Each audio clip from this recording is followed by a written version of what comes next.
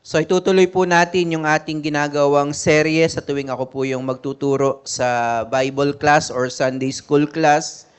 Tayo po ay nagpapatuloy sa The Dorean Principle at kinuha po natin ito sa book ni Pastor Conley Owens. At tayo po ay nasa chapter 4 na ng book na ito, kung saan ang title po ng chapter 4 is The Burden of Support.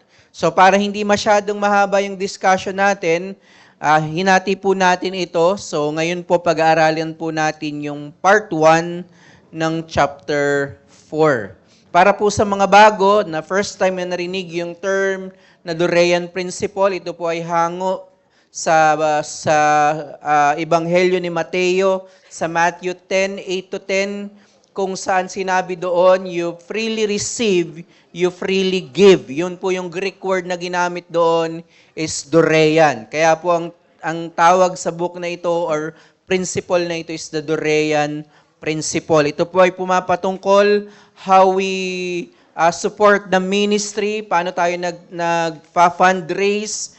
So ito po yung pinag-uusapan sa book na ito.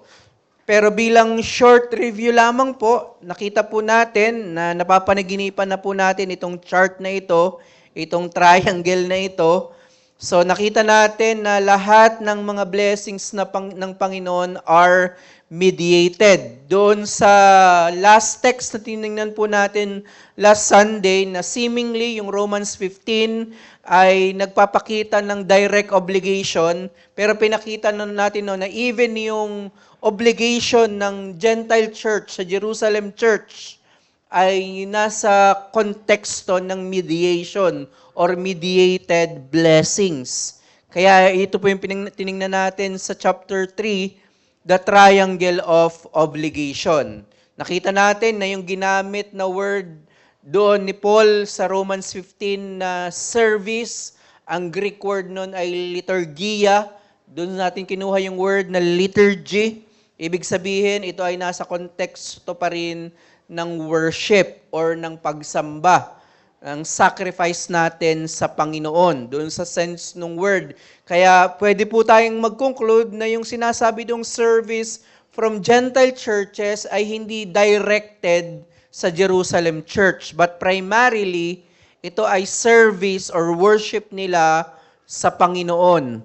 At ang Diyos ang nag-bless doon sa Jerusalem church. Now, yan na yung pinaka-principle ng Dorean. Ang lagi natin napapag-usapan, kapag reciprocity, directed obligation, nawawala yung glory sa Panginoon. So, pinag-uusapan natin dito sa Dorean principle, sino ang makakakuha ng glory, para kanino yung glory. Now, dito po sa chapter 4, ipapaliwanag naman ni Conley Owens yung word na burden. Paano ba siya ginamit ni Apostle Paul? So yung pong subtitle dito po sa first part ng ating pag-aaralan, difficulty versus obligation. So this chapter 4 explores how Paul uses the concept of burden to describe his financial relationship with the churches in Philippi, Thessalonica, and Corinth. So titingnan po natin yung mga part na yan ng scripture kung paanong ginamit ni Apostle Paul yung word na burden, kabigatan. Tandaan po natin that Paul's references to burden do not primarily indicate hardship. Hindi kagaya ng paggamit po niya ng suffering, hindi nun ibig sabihin na nagsasuffer talaga tayo na nagkakasakit, kundi yung co-labor and suffering. Si Paul, pag ginagamit niya yung word na burden, hindi siya necessarily hardship, but rather negatively, ginagamit niya yung term na burden negatively, rather a direct obligation between individuals and ministers, contrasting it with an obligation mediated through God.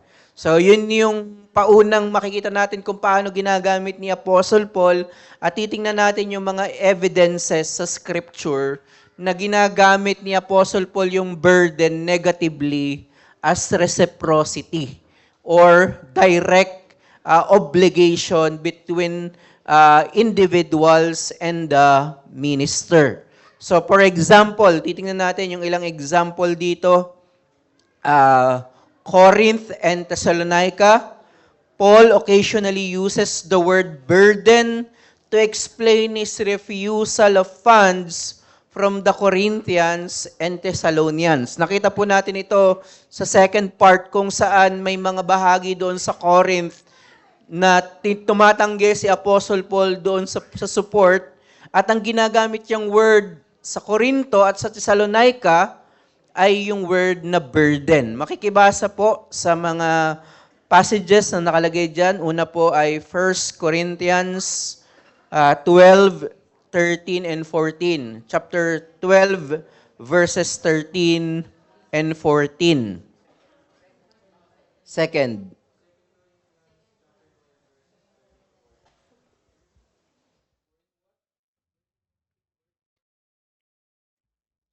Thirteen.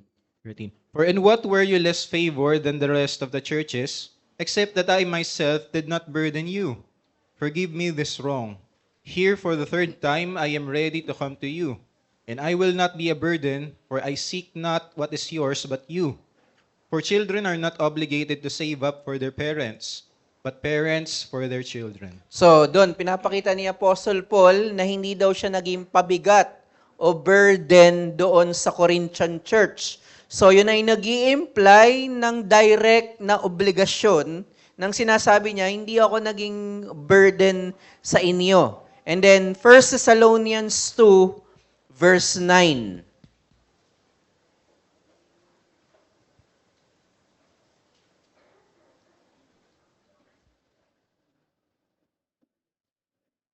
First Thessalonians 2, verse 9. For you remember, brothers, our labor and toil we work night and day, that we might not be a burden to any of you, while we proclaimed to you the gospel of God. Yon, ito yung isang magandang case na sinabi ni Apostle Paul, siya ay nag-labor doon sa ibang bahagi ng Acts. Pinakita doon na siya ay nag-tent making. Ang sabi doon, para hindi siya maging burden sa Thessalonian church. Sabi doon, we proclaim to you the gospel of God. And 2 Thessalonians 3, 7 to 8. Verse 7, For you yourselves know how you ought to follow our example. We were not idle when we were with you, nor did we eat anyone's food without paying for it. On the contrary, we worked night and day, laboring and toiling so that we would not be a burden to any of you. Yon, makikita nyo doon na iisa yung sense ng sinasabi dito ni Apostle Paul na hindi daw sila naging burden, hindi sila naging pabigat sa mga churches na ito. Paul explains that he refuses financial support from the Corinthian and Thessalonian churches to avoid burdening them. While burden is often understood as imposing hardship na parang nagiging pabigat talaga, this interpretation becomes more complex when contrasted with Paul's willingness to accept support from the church in Philippi. So makikita nyo yung concept ni Apostle Paul na pinapakita dito, may mga times na hindi siya tumatanggap ng support, kaya sinabi niya, hindi ako naging burden sa inyo, sa Corinthian church at saka sa Thessalonica. Pero pagdating doon sa Philippians or sa Philippi, may tumatanggap si Apostle Paul ng support. Ibig sabihin ba, naging pabigat si Apostle Paul sa Philippian church? Of course, hindi. So, titingnan natin yung case ng Philippi. Writing to the Corinthians, Paul hyperbolically claims that he has robbed the churches of Macedonia in order to avoid burdening them. Ginamit ni Paul yung word na robbery, na parang yung picture na ninakawan ko yung Philippian church, yung Macedonia para lang hindi ako maging burden sa inyo, Corinto. In writing to the church in Philippi, the most prominent church in Macedonia, Paul confirms that no others supported him. Yung Philippian church ay napaka-generous na sa simula pa lamang ng ministeryo ni Apostle Paul, walang ibang nag-support kundi ang Philippian church. Paul's acceptance of financial support from Philippi is hinted at in Acts where Silas and Timothy join him from Macedonia. Basahin natin yung Philippians 4:15. Babasahin ko po sa LSB. And you yourselves also know, Philippians, that at the first preaching of the gospel, after I left Macedonia, no church fellowship with me in the matter of giving and receiving but you alone. Napakaganda po nung word na ginamit ng LSB or ni Apostle Paul, koinonia, fellowship. Ibig sabihin, nandoon yung sense of collaborating or collaboration. Sabi niya doon sa giving ng Philippian church, no church fellowship with me in the matter of giving and receiving but you alone. Wala daw ibang nag-support sa kanya kundi ang Philippian church. Before their arrival, Paul worked as a tent maker. Ito yung binabanggit natin. Bago yung arrival niya dun sa Philippi ay nag-tent making siya, preaching only on the Sabbath. After their arrival, he began preaching full-time. So ang ganda po nung sinasuggest nitong mga narrative na ito, before dumating yung Philippians, pinapakita doon na nagte-tent making si Apostle Paul, ibig sabihin, hindi pa siya full-time sa kanyang ministry, nagle-labor siya to support himself, pero pagdating nung support ng Macedonian church, ibig sabihin, nagkaroon ng financial aid, binigyan siya ng support. At yung ginamit na word ni Apostle Paul, dito sa information sa Acts 18, nung kinikwento nito ni Apostle Paul sa Philippian church, sa letter dito sa Philippians, ang ginamit niyang word is fellowship, koinonia, community, fellowship, co-labor, sharing. Yun yung word na ginamit niya. So similarly in Thessalonica, Paul also received help from Philippi. So, basahin natin, makikibasa po, Philippians 2:25, and then idiretso natin yung Philippians 4:16-18. So, sa Philippians 2, verses 25, and then Philippians 4:16-18.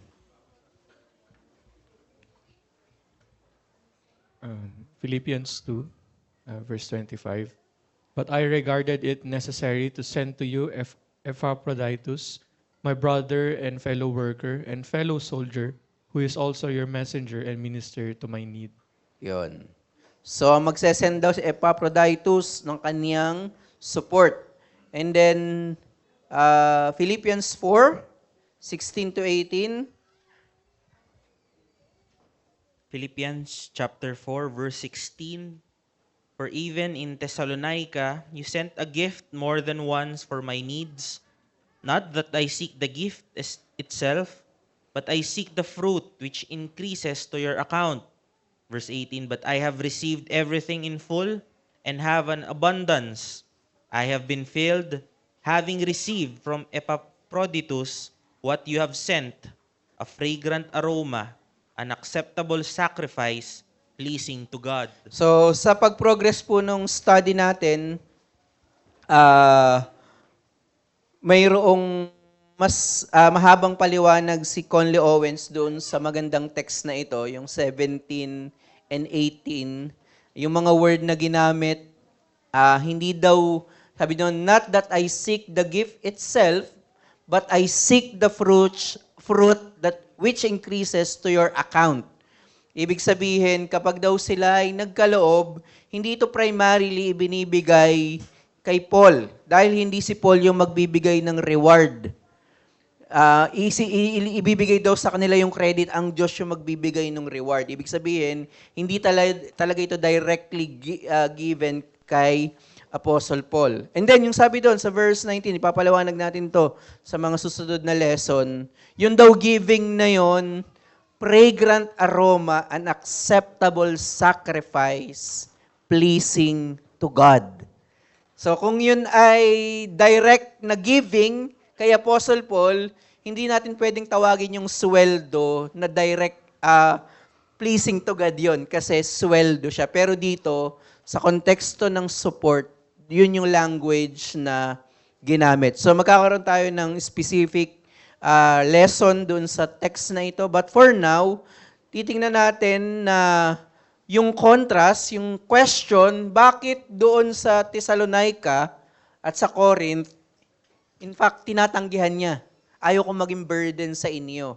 Pero pagdating sa Philippian church, encourage siya. Tinatanggap niya wholeheartedly. Tinatanggap niya. Ibig sabihin ba, ayaw niya maging pabigat sa Corinto at sa Thessalonica, pero gusto niya maging pabigat sa Philippians? Of course, hindi.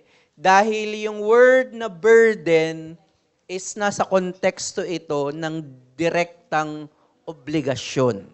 Kaya hindi niya tinatanggap. The suggestion that Paul refused support from Corinth and Thessalonica to avoid imposing financial hardship might imply that these churches were poorer than Philippi. So may mga nagsasuggest na kaya daw tinatanggihan ni Apostle Paul yung support from Corinth and Thessalonica, mas mahirap daw itong mga churches na ito kaysa sa Philippian church. However, this interpretation is not supported by the evidences and is therefore untenable. Remember yung Corinth, isa sa pinakamayaman na lugar. Ito ay lugar ng komersyo. Pinag-aralan natin ito sa pangangaral ni Pastor Eli. Ibig sabihin, mayaman na lugar itong Corinth. Kaya hindi papasok yung interpretation na kaya hindi niya tinanggap yung mga support ng Thessalonian Church at Corinth ay dahil mas mahirap silang mga churches. Paul's decision to refuse financial support from the Corinthians and Thessalonians was not due to their economic status, as these congregations included members from various social strata, including some who were well off. So may mga mayayaman dito sa mga churches na ito. Instead, his refusal was based on a desire to avoid creating a sense of direct obligation between himself and these church members. Makikita natin dito na hindi pa mature yung Corinthian church at Thessalonian church compared doon sa Philippian church. Kaya naroon yung kanyang refusal na pagtanggap ng support. By declining their support, Paul aimed to prevent any perception of reciprocity or direct obligation sa kanya na burden siya doon sa Corinthian church, ensuring that any contributions were seen as offerings to God rather than payments for services rendered. So ang iniiwasan ni Apostle Paul is not primarily yung support, kundi yung principle na yung pagbibigay ng Thessalonian Church at Corinthian Church ay payment sa kanya. Remember, maganda yung chapter 1 ng 1 Corinthians, di ba? Na pinapakita doon yung problema ng celebrityism. Na depende, nilalagyan nila ng value kung sino yung mga teachers nila, si Apollos, si Cephas, at yung iba, mas spiritual, si Jesus. So, nangyayari yan ngayon. May kausap lang kami. Nakipag-discussion via Zoom meeting about Dorean Principle.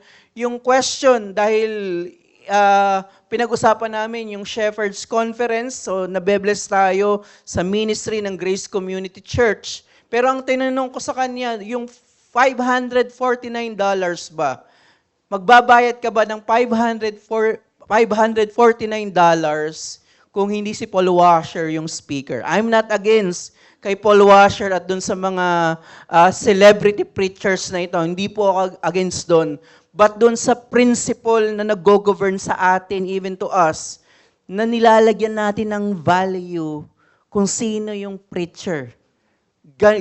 Doon base yung registration fee. Ayun yung tanong ko sa kanya, magbabayad ba yung mga tao ng $549 kung hindi sila Paul Washer yung speaker doon sa Shepherd's Conference? So hindi niya yun sinagot. Pero mayroon siyang justification doon. Pero yun yung point. Ganun yung nangyayari dito sa Corinto. Nilalagyan nila ng value kung sino yung teacher, kaya ito yung dahilan ng refusal ni Apostle Paul ng support from them. So, point 1, this approach emphasized that support for ministry should be viewed as co-laboring with God's work. Ang ganda nung ginamit ni Paul sa Philippians 4, fellowship, koinonia, sharing with one another. Ibig sabihin, hindi siya relationship between employer and employee, kung saan yung employer, hindi sila nagko-co-labor, kundi bumibili ng service yung employer doon sa employee. Hindi ganun. Kundi ang ginamit ni Apostle Paul is collaboration. Equal party sila na nagwo-work for the kingdom of Christ. Aligning with the principle that ministers receive their provision through divine means rather than direct transactions with those they serve. Yun yung point nung ayaw kong maging burden sa inyo. Kasi burden siya dahil direct na, kumbaga sa word, direct na pabigat. Ayaw niya maging ganon. Kundi gusto niya mag-mature yung Corinthian and Thessalonian churches, mag-mature sila na makita nila na yung kanilang support sa ministry is koinonia, fellowship. Paul acknowledges that the Philippian church, despite their poverty, gave beyond their means to support his ministry. Kaya mali. Mali yung interpretation na mahirap kasi yung Corinth at saka yung Thessalonica kaya hindi tumanggap. In fact, yung Philippian church, sabi doon, nag-give sila beyond their means. Dahil nakikita ng Philippian church na yung kanilang ginagawa, ike-credit ito sa kanilang account ng Panginoon. Ibig sabihin, hindi talaga ito direct giving kay Apostle Paul. He even refers to accepting their support as a robbery, highlighting his awareness of their financial sacrifice. This indicates that for Paul, the concept of being a burden involves more than just causing financial difficulty.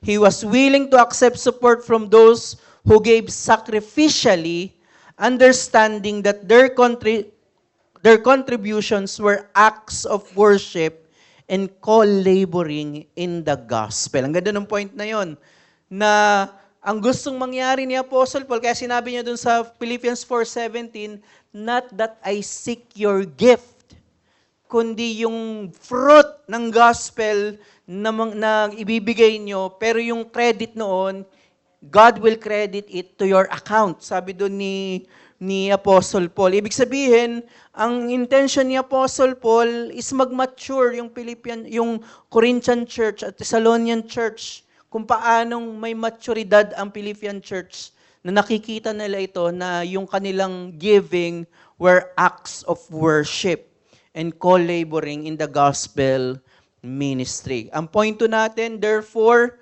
the term burden encompasses a broader sense of obligation and relational dynamics between the giver and the recipient rather than merely financial strain. So, hindi siya pumapatungkol lamang doon sa pagbibigay ng financial na support, kundi yung principle of reciprocity. Yun yung sinasabi dito ni Apostle Paul at nitong book na ito. Na kaya yung paggamit ni Paul ng burden is direct obligation ng minister at ng congregation or ng church.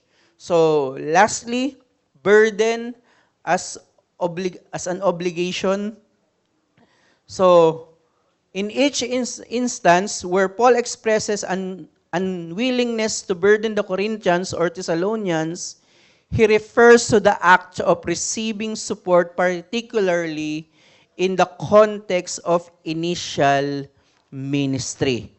So after he speaks of his labor to avoid burdening the Thessalonians, the apostle describes himself as a father of young children and a nursing mother. Ito yung nagpapakita ng immature pa yung Thessalonian church. Kaya yung larawan na ipinapakita ni Paul na siya ay father sa kanyang young children and then mother, nursing mother sa mga baby Christian pa. So yun yung larawan na ipinapakita dito ni Apostle Paul. This language of immaturity indicates that the Thessalonians' initial conversion in contrast to their existence as an established church. So dun sa part na tinanggihan ni Apostle Paul, yung support ng Thessalonian church, ibig sabihin nandun pa yung kaka-start pa lamang ng ministry at mayroon pa silang immaturity, lalong-lalo dito sa act of supporting. Undoubtedly, Paul refers to the same incident when he mentions burdens in 2 Thessalonians 3 verse 8. In fact, sa Corinthians din, Paul also speaks of the Corinthians as his children, but more importantly, he recalls how the signs of an apostle were performed when he first avoided burdening the Corinthians. This presumably refers to his initial arrival.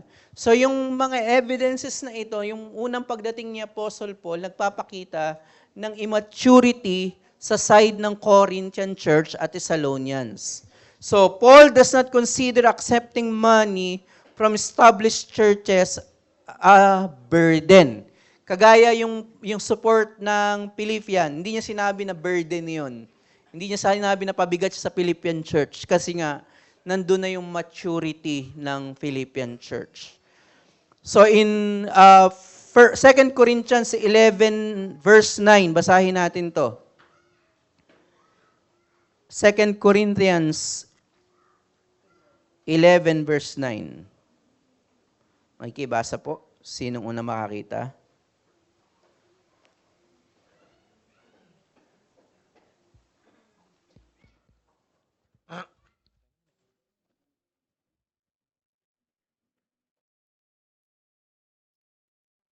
Second Corinthians chapter 11 verse 9. And when I was with you and was in need, I did not burden anyone, for the brothers who came from Macedonia supplied my need, so I refrained and will refrain from burdening you in any way. Yon.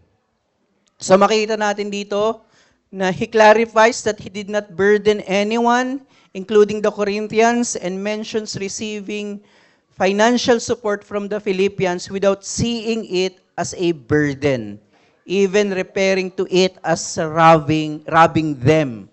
So while 2 Corinthians 12:13 might initially suggest that his action toward the Corinthians were different, the irony of the verse likely emphasizes that his refusal to burden them would have been seen as a burden if applied to other churches. So makikita dito yung difficulty. Bakit burden yung support ng Corinthian na tinatanggihan ni Paul, pero yung sa Philippian church, ginamit yung word na robbing. Ninanakawan ko nga sila, yung analogy na ginamit niya. Ano ba yun? Mayroon bang favoritism si Apostle Paul na favorite ko yung support ng Philippians? Baka mas malaki. Kaya yun yung hindi. Of course, hindi. Paul's actions do not show favoritism, aligning with the principle stated in James 2. Paul's concern about accepting financial support from new converts is rooted in the potential misunderstanding it could cause. So dahil nga doon sa immaturity ng mga churches na ito, pinapakita din ni Apostle Paul pagdating na doon sa 8, 9 ng 2 Corinthians, yung about generosity, pinaliwanag niya na yung giving is directly pagkakaloob, pagsamba natin sa Panginoon. So, new believers might offer money in exchange for the gospel, which would complicate the notion of free ministry. Kaya po maganda kanina yung announcement natin kanina, di ba? Kapag kayo ay mga bisita at hindi pa kayo nananampalataya sa Panginoong Jesucristo, we discourage you to give. Na baka pwedeng isipin lalo sa ating kultura bilang mga Pilipino, predominant yung Roman Catholicism na by good works, iniisip natin na kapag ako ay nagbibigay, nag-iipon ako ng merit sa Panginoon. Ang discouragement namin dito sa church na ito, huwag kayong magbigay. Sa halip, tumanggap kayo ng libreng ebanghelyo ng Panginoong Jesucristo. Paul emphasizes that if he accepted payment from the Corinthians, his preaching would no longer be freely given, as payment implies a debt or obligation. This would introduce a burden, as the concept of payment assume something is owed. Ito yung lumabas sa question and answer last Sunday, parang magiging utang na loob. Bilang mga mananampalataya, kapag nag-act tayo as Christian, tayo nagbibigay sa ating kapatid, even hindi lang financial, kundi service or sa church, nawa, tinatanggihan na natin yung idea ng utang na loob. Wala pong utang na loob sa Biblia. Dahil kung may utang na loob na nag-e-exist, wala na pong reward ang Panginoon. Kung yun pala ay utang na loob sa'yo ng ginawan mo ng kabutihan. Kundi, hindi natin sinasabi na huwag tayo maging grateful sa paggawa ng mabuti ng ating mga kapatid sa atin, pero yung utang na loob po, hindi po ito biblical concept. At ito yung tinatanggihan ni Apostle Paul. Hindi ako naging burden sa inyo. Di ba, napag-usapan natin yung issue sa mga churches, nangyayari po ito. Kapag yung isang mayaman na member, nangyayari po ito, siya yung may-ari ng lupa, may case na pinalayas yung church, may case na siya yung may control, dahil siya yung mayaman, dahil nga hindi nila nakikita na yung support sa ministry ay hindi to direct sa church. Hindi to ay direct kay pastor, kundi dapat makita natin na yung financial giving natin ay worship natin sa Panginoon. So Paul uses the word burden to describe the direct obligation created by ministerial reciprocity. So walang place ang reciprocity sa Biblia.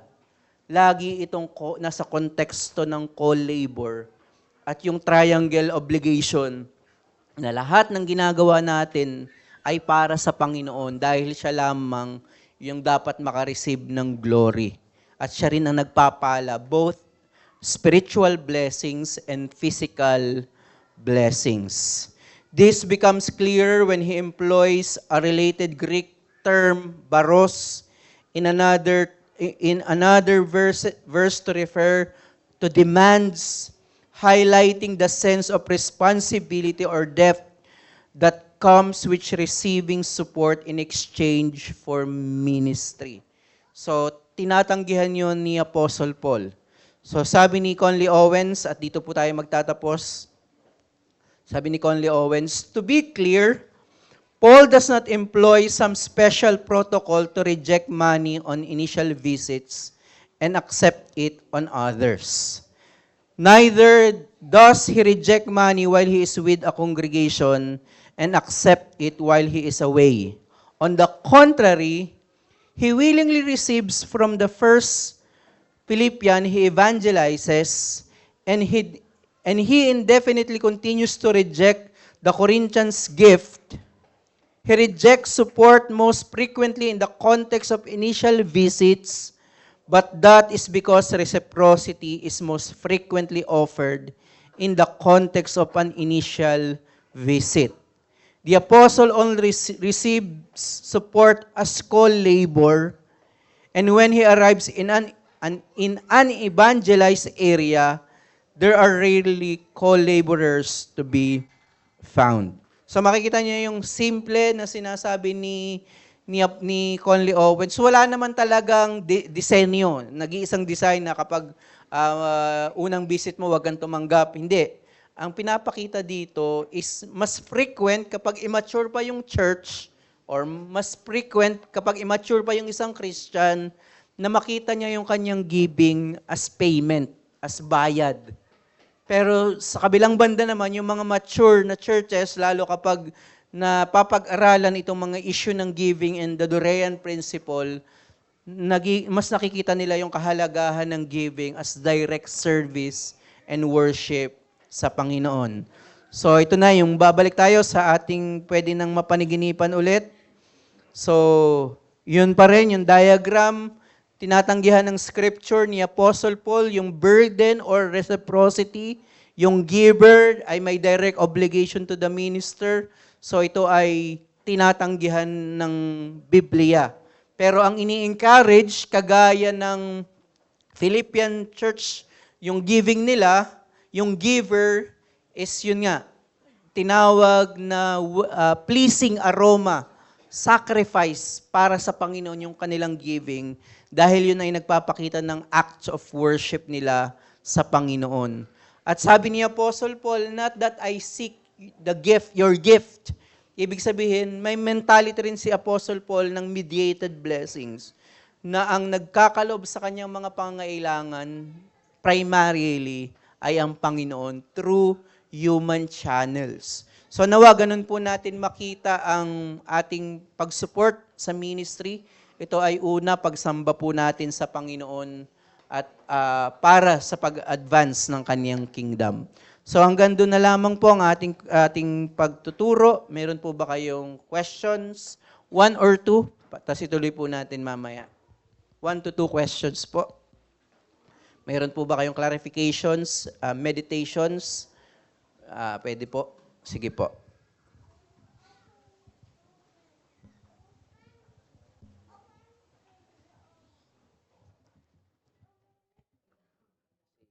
Pastor Ed.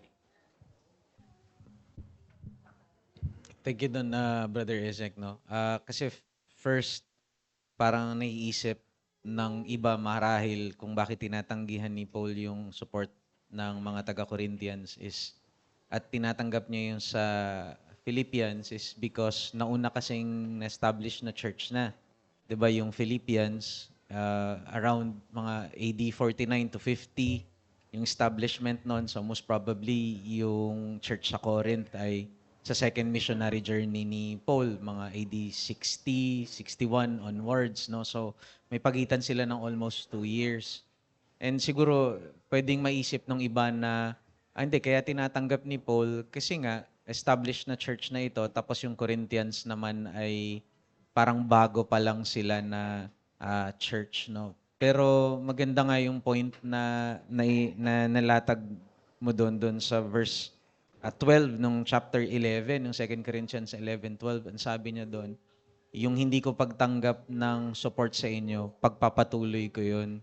Kasi may gusto kong ipakita sa inyo na hindi nyo pa rin natututunan, and that is yung pagbibigay is not by virtue of reciprocity. Katulad ng mga super apostles na pineperahan kayo, na patuloy na ina-abuse kayo, I will continue not to receive support sa inyo because you have not still learned itong point na ito that we do not give in return para sa mga tao sa service nila, but we give according to how God has already blessed us, no? So I think magandang ano talaga 'yun. Kasi habang pinapresent mo, yun yung nasa isip ko eh.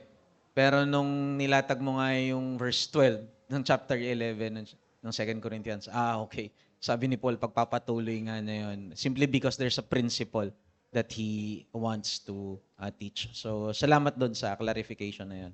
Ganda nun, Pastor. Ang ganda ng point doon sa mga super apostles, di ba? Yung mga super apostles, kinakalakal talaga nila yung... Dahil yun yung hinahangaan ng mga ng Corinto, kaya napakagulo nung church ng Corinth.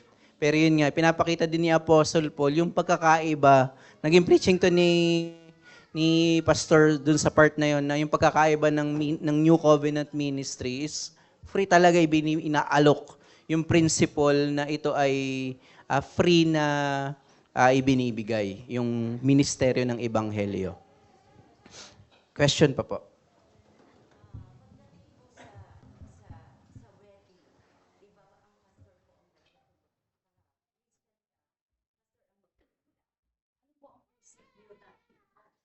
Ano po yung prinsipyo natin pagdating sa ganon?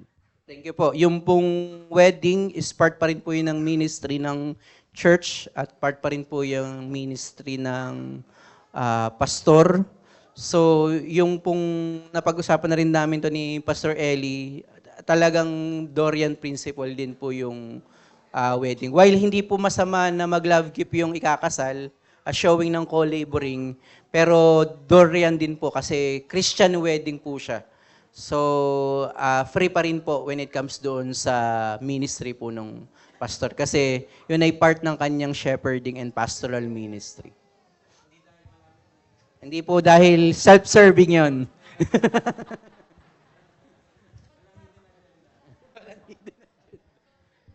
Sige po, Teacher Beck. Yung magpapakasal, hindi Kristiyano, pero gusto niya sa pastor. Mhm. So, dapat po bang tumanggap ang pastor ng ano na yon? Nasa preferential po kung magkakasal po yung pastor ng unbeliever. Pero maganda rin po na magkasal, pero free pa rin po yun.